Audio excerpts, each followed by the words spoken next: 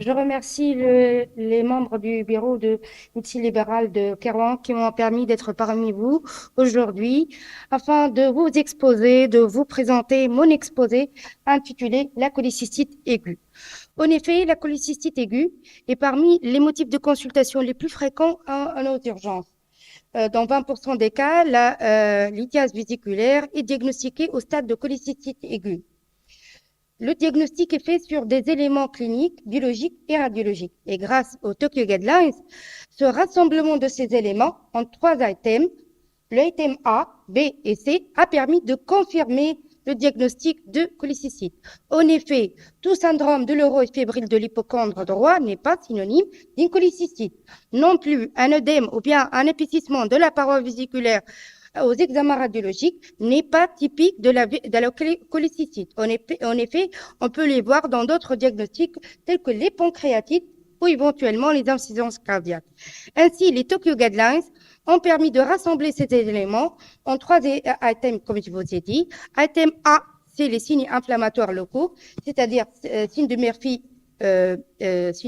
ou bien douleur, défense, ou bien palpation d'une masse palpable au niveau de l'hypocondre droit mobile à la respiration.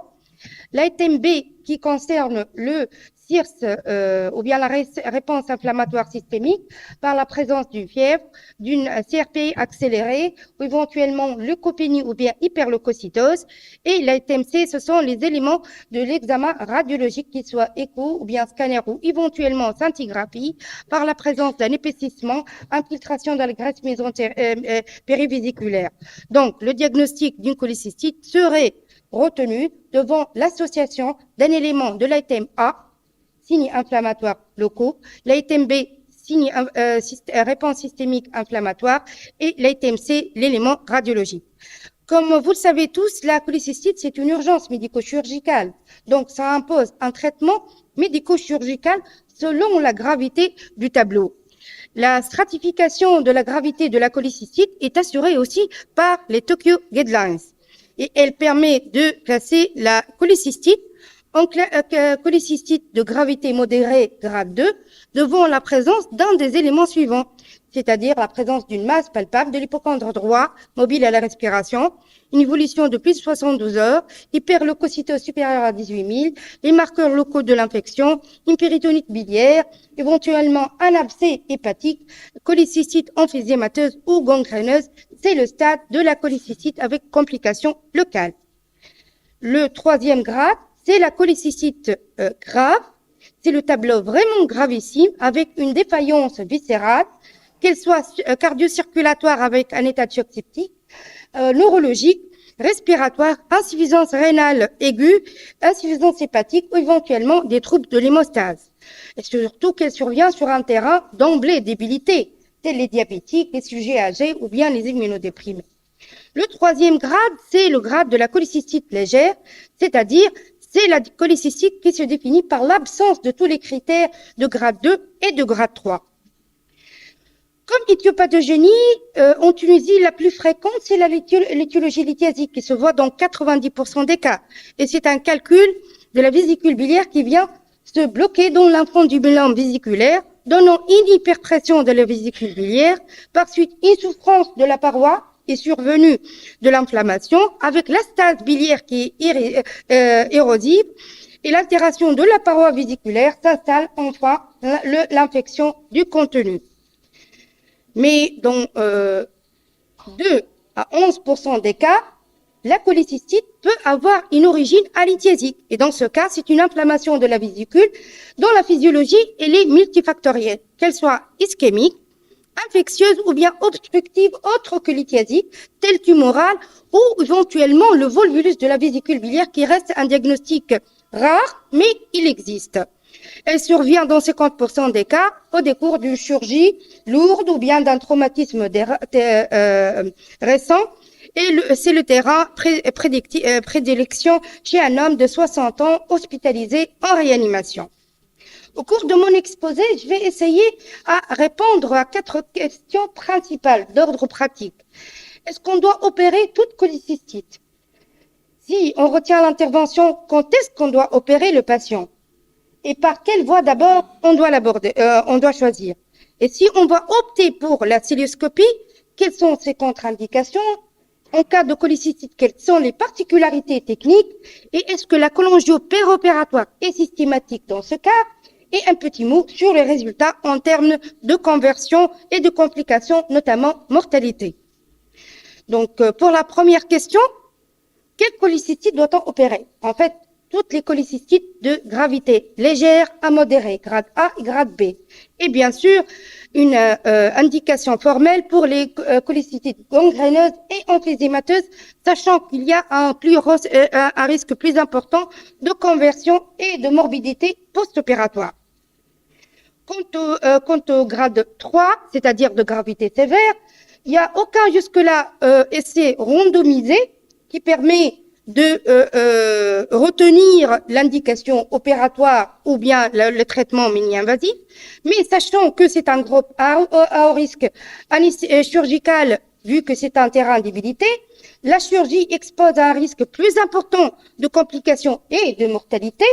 Donc, le traitement du foyer septique, ici, qui est la cholécystite, c'est le drainage de la vésicule biliaire par voie percutanée, transpariéto-hépatique pour éviter les fuites biliaires. Et ça, c'est un traitement qui s'avère le plus efficace, moins morbide et qui permet de passer le cap aigu de cette souffrance et cette débilité et défaillance viscérale pour opérer les patients dans de meilleures conditions, sachant que la chirurgie reste toujours indiquée en cas d'échec du drainage. Quand opérer nos patients, si on retient l'indication opératoire, selon les Tokyo Guidelines, la cholécystectomie doit être précoce dans les 72 heures, premières 12 heures. C'est une recommandation grade A, avant l'installation des phénomènes scléreux. Elle permet de diminuer les pertes sanguines, la durée opératoire, la diminution des complications et par suite la durée d'hospitalisation. Ce sont des patients qui sont opérés le matin pour rentrer le soir. Et en cas de prise en charge différée, on se trouve devant de nouvelles complications des calculs, tel le syndrome de Méridie, qui vont passer de 17 à 36%. Une fois on va opérer notre patient, quelle voie d'abord on va opter? Comme vous savez, la cilioscopie est le gold standard pour une lithiase vésiculaire simple. De même pour une cholécystite. Les Tokyo Guidelines signent avec recommandation grade A pour opter pour la voie cilioscopique. Une fois on a indiqué la voie cilioscopique, il y en a certaines contre-indications à respecter. Comme nous savons, les contre-indications non spécifiques à l'indication de la célio, telle absolue, à type d'insuffisance respiratoire ou bien coronarienne, l'hypertension intracrânienne, l'hypertension artérielle pulmonaire ou autre, et relative telle que la présence d'une chirurgie, d'antécédents de chirurgie de l'étage susmésocolique.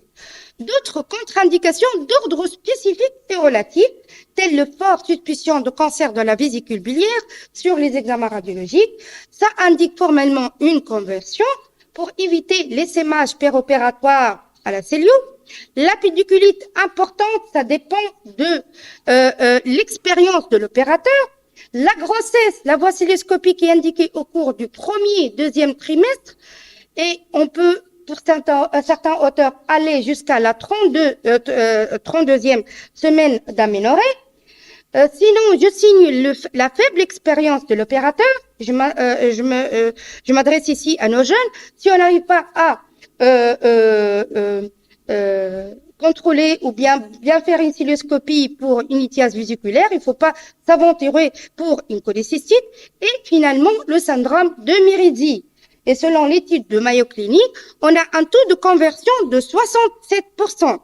Et ceci, quand vous voyez selon la classification du syndrome de Méridie de CNDS modifié, on peut réaliser une cholécystectomie cilioscopique pour le grade A, mais au-delà du grade A, on s'expose au risque de délabrement de la voie biliaire principale. Donc, il faut convertir. Sinon, pour la voie cilioscopique, comme vous savez tous, on a deux positions pour le patient, soit à l'américaine ou bien French position. Personnellement, j'opte pour la French position entre les jambes entre les jambes de l'opérateur. C'est la technique que j'ai appris. J'utilise 4 trocars, un trocar optique ombilical, un trocar opérateur dans de 10 au niveau du flanc droit. D'autres opérateurs peuvent utiliser 3 trocars. Je signe les particularités ici techniques de la cholécystite en cas de cilioscopie. On va commencer par l'exploration et prélèvement d'un éventuel épanchement péritonéal. On va juger de l'épaisseur et l'état de la paroi de la vésicule biliaire. On va commencer par libération des adhérences. Et là, il y en a une technique de haut en bas et de dehors en dehors. De dehors en dedans, la coagulation au bipolaire et l'extraction dans un sac plastique. Bien sûr, on doit respecter les règles anatomiques de sécurité qui sont décrites et définies par Dr. Strasberg en 1995. C'est le Critical Safety View des deux structures cystiques, artère et canal cystique. Et je vous envoie une image préopératoire. C'est les critères de Critical Safety View. On doit voir formellement l'artère et le canal cystique avant le clipage et la section.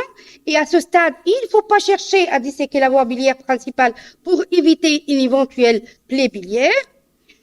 Donc, je vous avance finalement les recommandations en cas de chirurgie cilioscopique. Commencer la dissection au regard du ganglion cystique. Faire la manœuvre du drapeau pour ouvrir le triangle de Callot, bonne mobilité du fundus, pas de traction excessive de la vésicule biliaire pour ne pas horizontaliser la voie biliaire et la prendre à tort pour un canal cystique, pas de coagulation ou clipage à l'impostive si hémorragie, dissection difficile dans ce cas, opter pour la cholestectomie subtotale en abandonnant un moignon cystique qu'on va nettoyer et fermer.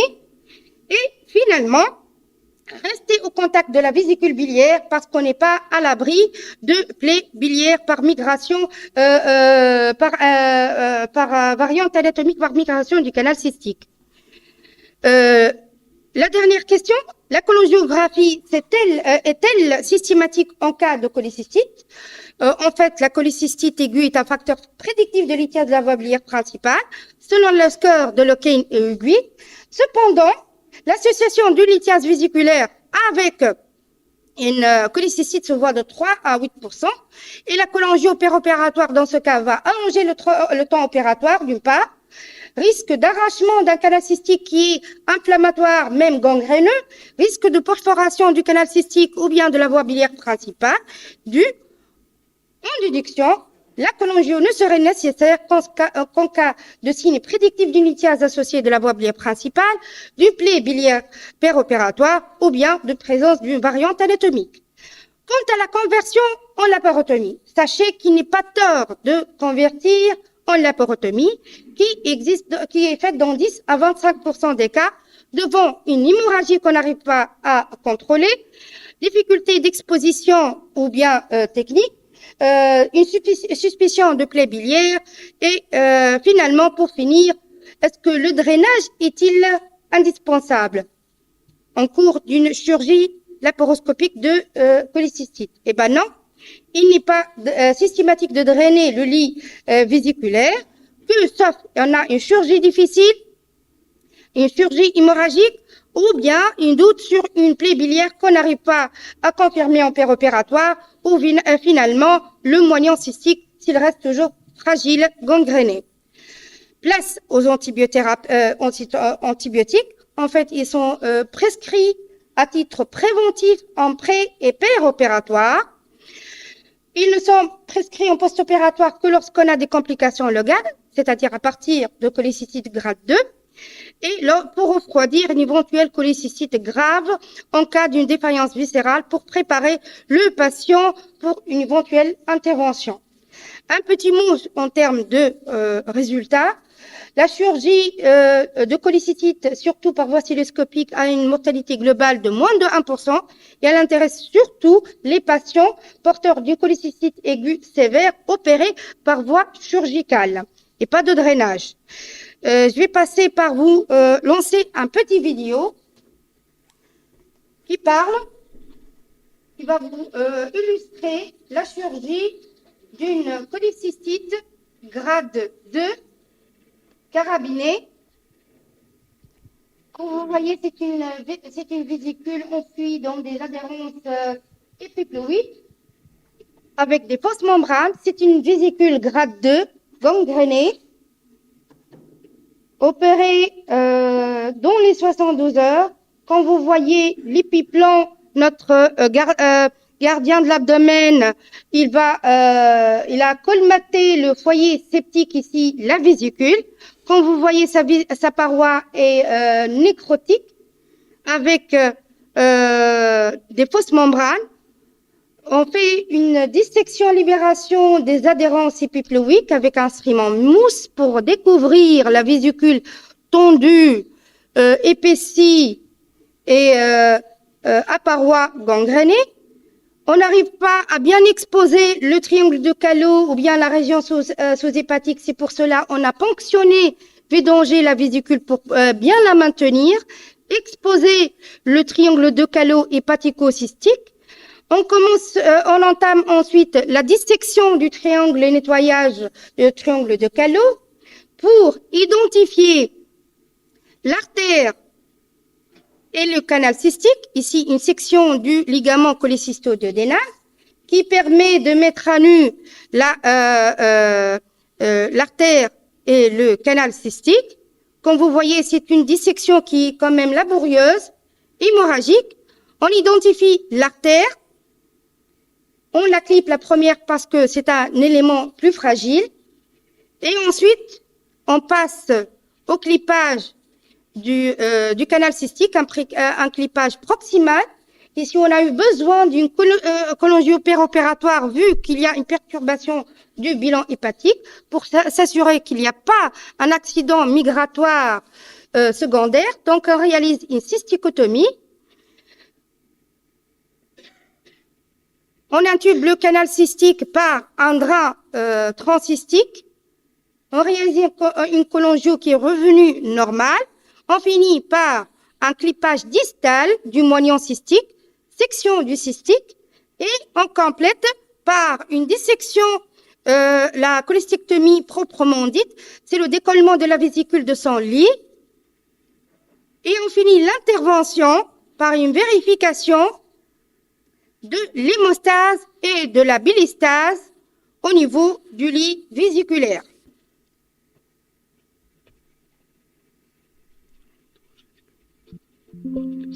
Donc, je reviens à l'exposé pour finir avec des messages clés et conclure. Pour dire que le traitement de la cholécystite aiguë repose essentiellement sur le TECO Guidelines pour faire le diagnostic positif, évaluation de la gravité, poser l'indication, le traitement de référence de la cholécystite aiguë et la cystoscopie dans les plus brefs délais pour le grade 1 et 2. Il faut respecter les règles anatomiques de sécurité lors de la cholestectomie, les Critical Safety View. Le drainage du lit vésiculaire n'est pas systématique. La cholangio péropératoire, de même, elle a ses indications, elle n'est pas indispensable ni systématique. Il ne faut pas hésiter à convertir en laporotomie en cas de chirurgie difficile, d'une variante anatomique ou bien doute sur une plaie biliaire. L'antibiothérapie en post-opératoire n'est indiquée qu'en cas d'une cholécystite supérieure au grade